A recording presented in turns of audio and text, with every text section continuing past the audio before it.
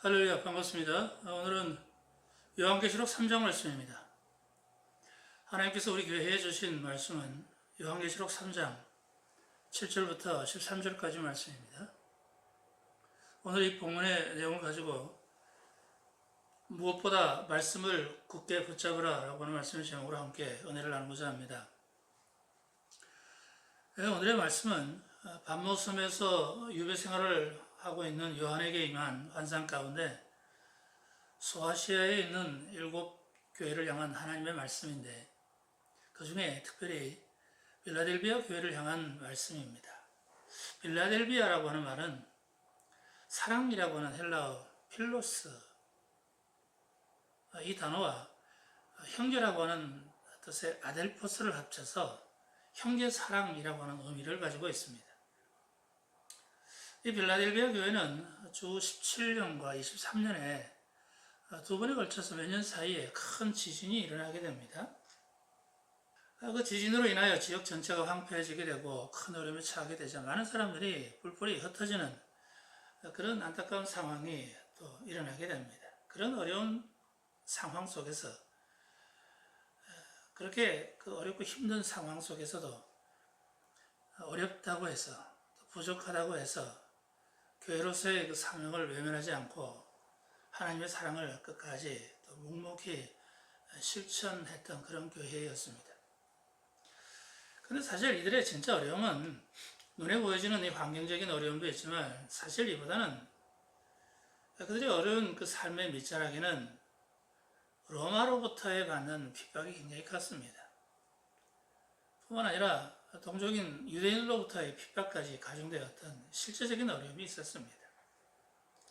물론 당장 어렵고 힘들어서 먹고 사는 문제가 제일 큰 문제로 다가와 있겠지만 그 저변에는 물론 자연적인 어떤 재해로 인하여 일어난 어떤 어려움도 있겠고 로마 제국으로부터의 어떤 본질적인 핍박으로 인하여 강제 수탈이라든지 이런 많은 어려움들로 인하여 겪게 되는 그런 어려움, 또 그리고 동족들로부터 핍박을 받고 외면을 당하고 사회적으로 고립되는 이러한 가중되는 어려움들이 굉장히 많았습니다. 더군다나 로마 제국이 강탈하다시피 걷어들이는 세금으로 인하여 허리가 길 정도인데 거기에 더하여 티베리우스 황제를 섬기도록 신전이 곳곳마다 세워졌습니다. 그래서 신앙을 또 흔들어 놓는가 하면 유대인 공동체로부터는 추방당하거나 회당 출입을 금지한다든지 더욱 심한 것은 중상모략을 해서 로마의 기독교인들을 고발하는 그런 문제였습니다. 아무런 잘못도 없는데 어떤 사회적으로 어떤 어려운 문제가 생기고 어떤 이슈가 생기면 중상모략을 해서 기독교인들이 그랬다고 기독교인들 때문에 이런 상황이 펼쳐지게 되었다고 그들을 공격하는 그런 일들이 너무나도 많이 있었습니다. 삶의 환경이 다 무너지고 먹고 사는 것도 힘든 데다가 로마로부터의 핍박 그리고 동족들로부터의 배척과 사회적인 고립 이런 상황에 신앙을 지킨다는 것 그리고 극한 어려움 중에도 교회로서의 본분을 다하고 교회에 주어진 사명을 감당한다는 것은 사실 말이 쉬워서 그렇지 오늘날의 우리들의 사고나 우리들의 신앙으로 볼 때는 감당하기도 어렵고 상상하기조차 힘든 일이었던 것입니다.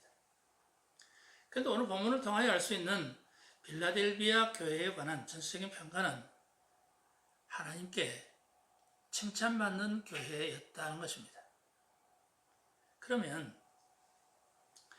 하나님은 왜 많은 교회들 가운데 빌라델비아 교회를 특히 칭찬을 하셨던 것일까? 그래서 말씀합니다.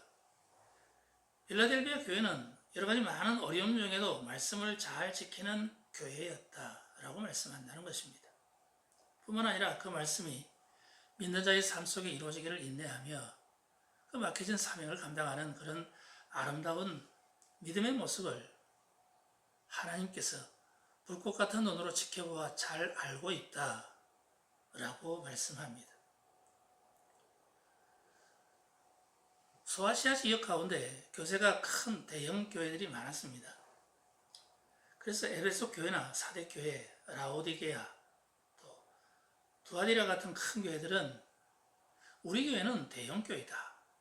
우리 교회는 성도들도 많이 모이는 교회이고 우리 교회는 알아주는 유명한 교회라고 말하면서 그래서 스스로 잘하고 있다고 큰소리치며 자랑도 하면서 오히려 이들은 말씀을 배반하는 자가 되었고 신앙이 변질되어 버렸다고 책망을 받게 됩니다. 반면에 필라델비아 교회는 비록 교세도 작고 연약한 교회이며 많은 어려움이 있었음에도 불구하고 교회로서의 본질적인 사명을 잘 감당하며 건강하게 성장하는 실로 칭찬받을 만한 그런 교회였다는 것입니다. 그렇다면 다른 교회들에 비해서 비교적 작고 연약하고 그들보다 어려움 중에 있었던 빌라델비아 교회가 건강한 교회로 성장하며 하나님께로부터 칭찬받을 수 있는 그 비결은 과연 무엇 때문이었을까요? 우리가 말씀을 가만히 살펴보면 우리는 오늘 말씀 가운데 세 가지의 중요한 점을 발견할 수 있습니다. 그 첫째는 비록 작은 능력을 가지고 어려움을 당할지라도 말씀을 믿고 행하는 교회였다는 것입니다.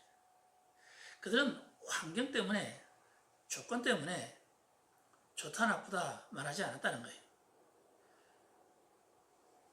그들에게 주어진 환경이나 여러 가지 많은 여건들은 정말 어렵고 힘들지라도 그것과는 상관없이 오직 하나님의 말씀을 믿고 행하는 그런 교회였다는 것입니다. 내 환경에 의해서 내 믿음이, 내 신앙이 좌우되는 것이 아니라 내 환경과 조건과 내가 지금 당면하고 있는 이 문제와는 아무 상관없이 오직 하나님의 말씀을 믿고 행하는 그런 성도들이었고 그런 교회였다는 것이죠. 두 번째는 결실을 얻을 때까지 하나님의 섭리와 하나님의 시간을 인정하고 인내하는 교회가 되었습니다. 또 그리고 세 번째는 언제나 말씀 위에 서서 세상과 타협하거나 변질되지 않고 하나님의 말씀을 끝까지 지키는 교회였던 것입니다. 그래서 오늘 본문 11절을 보면 내가 속히 오리니 내가 가진 것을 굳게 잡아 아무도 내 멸류관을 빼앗지 못하게 하라 라고 말씀합니다. 주님께 칭찬받을 만한 빌라델비아 교회를 향하여 네가 가진 것을 굳게 잡으라 라고 말씀하고 있다는 것입니다. 이미 은혜로 받은 것이 무엇인지 깊이 생각하고 그것을 잃어버리지 않고 빼앗기지 않도록 꼭 붙잡으라 라고 말씀하고 있다는 것입니다. 그러니까 결국 모든 것이 부족하고 열악한 빌라델비아 교회가 하나님께 칭찬받을 만한 교회가 될 수 있었던 결정적인 요인은 바로 하나님의 말씀을 굳게 붙잡는 것이었습니다. 우리는 대형교회다. 우리 교회는 출석 성도가 수만 명이나 된다. 그래서 우리는 모든 것이 풍족하고 자랑할 만한 것이 많다고 큰소리 쳤던 다른 교회들은 오히려 말씀을 다 잃어버렸는데 작고 연약했던 빌라델비아 교회는 많은 어려움과 부족함 가운데서도 말씀을 생명으로 여기고 또 말씀을 최고의 가치로 여기고 다른 것은 다 잃을지라도 하나님의 말씀만은 결코 포기할 수 없다는 믿음을 가지고 끝까지 붙잡았다는 것입니다. 사랑하는 여러분, 하나님께서는 우리의 어떤 모습을 보고 싶어 하는지 아십니까? 하나님은 빌라델비아 교회처럼 우리가 이렇게 하나님의 말씀을 굳게 잡고 있는 모습을 보고 싶어 하십니다. 그렇게 교회는 그 무엇보다 우선해야 하고 최고의 가치로 여겨야 하고 최종 목표로 해야 하는 것은 하나님의 말씀을 충만하게 채우고 그 말씀을 굳게 붙잡는 것이어야 합니다. 그런 성도, 그런 교회가 되어야 하는 것입니다. 말씀을 놓치거나 말씀을 잃어버리면 그때부터는 온갖 사설을 다 늘어놓게 됩니다. 철학이나 온갖 세상적 논리를 늘어놓으면서 하나님의 말씀을 세상의 문화나 흐름에 적용시키려고 하는 것이죠. 때로는 오염된 신학이나 인문학으로 형성된 목회자가 강단에서 설교를 하면서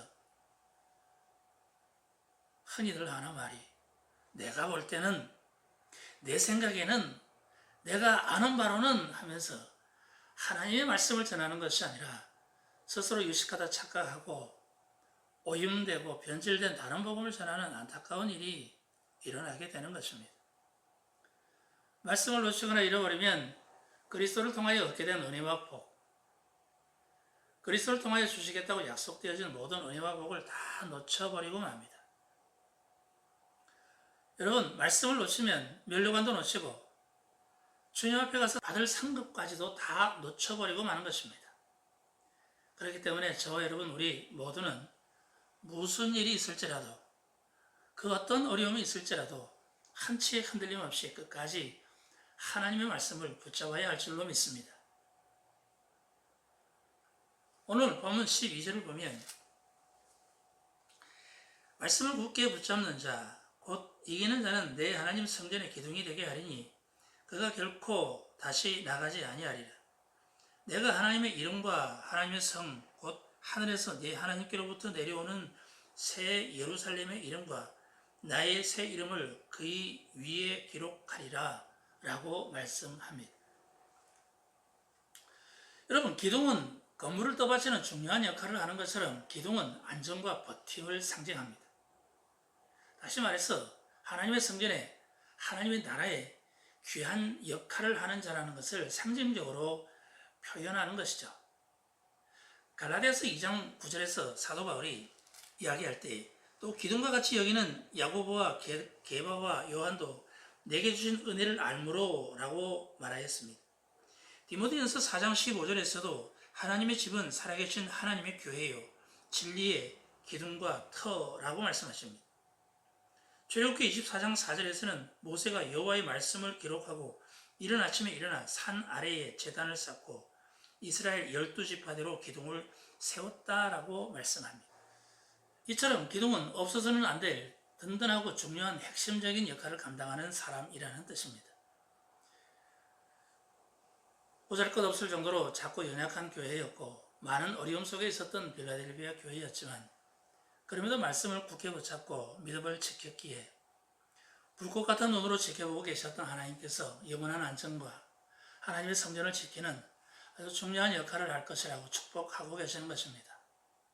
우리 모두가 다 빌라델비아 교회처럼 이러면 좋겠는데 그런데 살다 보면 원치 않는 상황과 바쁜 일상에 쫓겨 살면서 어쩔 수 없이 말씀의 끈을 놓치게 되거나 어떤 때는 스스로 놓아버릴 때도 있잖아요. 뿐만 아니라 주변 사람들로 인하여 상처를 받고 넘어진다든지 또 아니면 나의 아픔과 고난을 통하여 또 그리고 때로는 나의 연약함과 결단이 부족함으로 인하여 말씀을 끝까지 붙잡지 못하는 다양한 문제들이 있습니다. 그러나 빌라델비아 교회는 그런데 여러분 그렇다면 빌라델비아 교회는 그런 문제가 없었을까요? 어쩌면 그들은 다른 이들보다 다른 교회들보다 어려움이나 고난이 더 크게 다가왔을 것입니다. 왜냐하면 연약하고 없으니까요. 연약하고 부족하니까요. 자연적인 재해로 인한 고통, 헐벗고 굶주리는 상황, 그리고 로마로부터의 핍박, 유대 공동체로부터의 배척과 사회적인 고립, 이처럼 일시에 다가오는 엄청난 고난을 감당하고 견뎌낼 만한 힘이 상대적으로 부족하기 때문에 다른 교회보다 훨씬 더 어려웠을 것입니다. 그럼에도 불구하고 빌라델비아 교회 성도들은 그 무엇보다 붙잡고 있는 말씀을 놓치지 않고 굳게 붙잡았다는 것입니다. 이것은 어찌 보면 가치관의 차이이겠죠. 가치가 없다고 생각하면 버릴 것이지만 최고의 가치라고 생각하면 절대로 버릴 수 없잖아요. 하나님의 말씀이, 하나님이 내게 주신 말씀이, 하나님이 우리 교회에 주신 그 말씀이 생명보다, 아니 그 무엇보다 더 소중한 것임을 그들이 알고 있다면, 최고의 가치로 두고 있었다면 버릴 수 없죠. 그 어떤 어려움이 있거나 그 어떤 유혹이 있을지라도 그 어떤 핍박이 있을지라도 이것만큼은 놓치지 않으려고 발버둥을 치게 되는 것이죠. 빌라델비아 교회가 바로 그런 교회였다는 것이죠. 세상에 그 무엇보다도 하나님의 말씀을 최고의 가치에 두고 이거 잃어버리면 나의 모든 것 다 잃어버린다. 이거 잃어버리면 하나님의 말씀을 잃어버리면 모든 것이 끝장나고 만다는 그런 절박한 믿음을 가지고 하나님의 말씀을 굳게 붙잡았던 것입니다.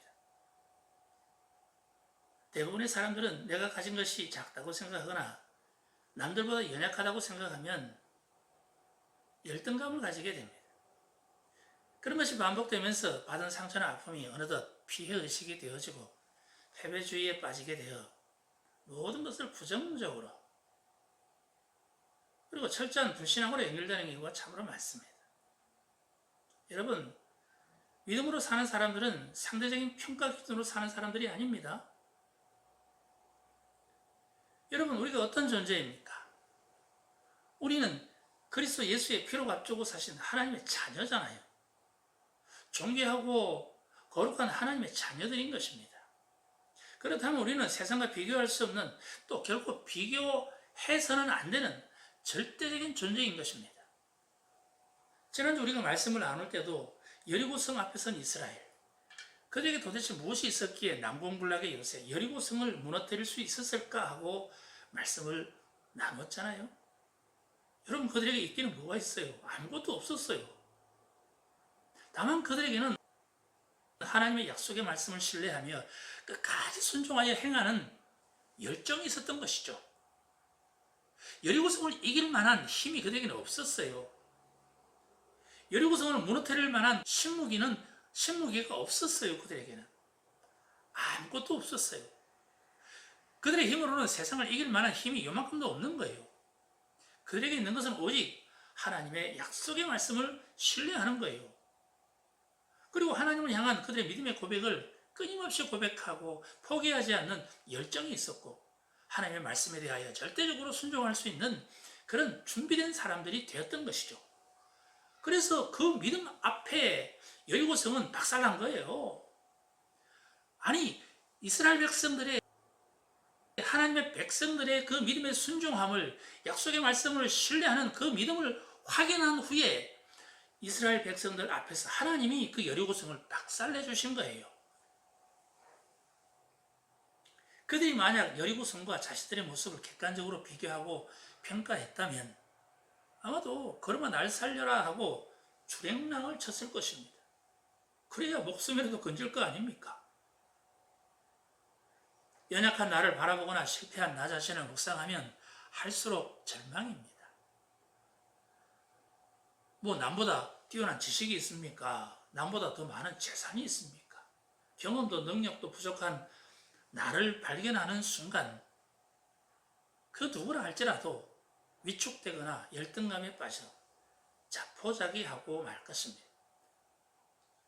여러분, 믿음의 능력은 환경이나 조건에 의해서 결정되는 게 아닙니다. 믿음의 능력은 오직 말씀을 굳건히 잡을 때 나타나게 되어 있습니다. 말씀을 굳게 믿으면 보이지 않는 영적 세계가 보이는 환경을 바꾸는 역사가 나타나는 것입니다. 우리는 작은 힘을 가지고도 얼마든지 큰 일을 감당할 수 있고 무슨 일이든지 할 수 있는 능력의 사람들입니다.